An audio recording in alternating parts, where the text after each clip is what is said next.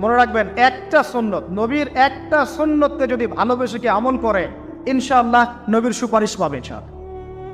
চাই কি না সুপারিশ? ভালোবেসে আমল করা যায়, এটা আমার নবীর সুন্নত। আমার নবী খেতেন ডান হাত দিয়ে, আমি ডান হাত দিয়ে খাবো। আমার নবী দাড়ি রেখেছেন, আমি তাই রাখবো। আমার নবী মোচ কেটে ফেলতেন, তাই আমি কাটবো।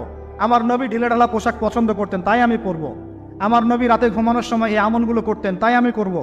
আমার নবী এইভাবে ওযু করতেন, এইভাবে করব। আমার নবী এইভাবে ইস্তেঞ্জা করতেন, পেশাব পায়খানা করতেন, ওইভাবে করব। এই যে এখনকার ইংলিশ টয়লেট, এই ইংলিশ টয়লেটে বসে নবীর মতো ইস্তেঞ্জা করা যায় না। যাবে? ওলামায়ে কেরামকে জিজ্ঞাসা করেন, নবী সাল্লাল্লাহু আলাইহি ওয়াসাল্লাম বাম পায়ে ভর দিয়ে ইস্তেঞ্জা করতেন।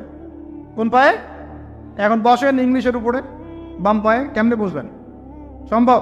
ওই যে আমি বলি, এটা মজা করে বলি, কষ্ট থেকেও বলি, একদম বৈশ্বিক পলিটিক্যাল সিস্টেম থেকে শুরু করে বাথরুমের টয়লেট পর্যন্ত সব কিছুই চলছে পশ্চিমা আদর্শ। এখন সব কিছু, এভরিথিং, একদম বাথরুমের কমোড পর্যন্ত।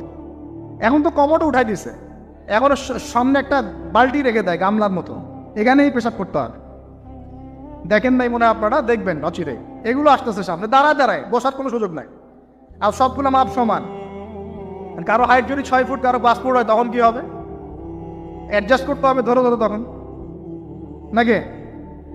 যুবকরা বুঝতে পারছে, তখন কাউকে লম্বা হতে হবে, কাউকে খাটো হতে হবে। মাপ তো সমান, আর সবার মাপ যদি সমান না হয়, এমন কি হবে?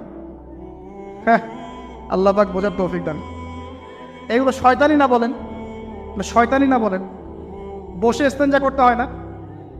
বসে ইস্তেঞ্জা না, পেশাবের ছিটা ফোটার কারণে কবরে আযাব হয় না? আপনারা হাদিসে জানেন না?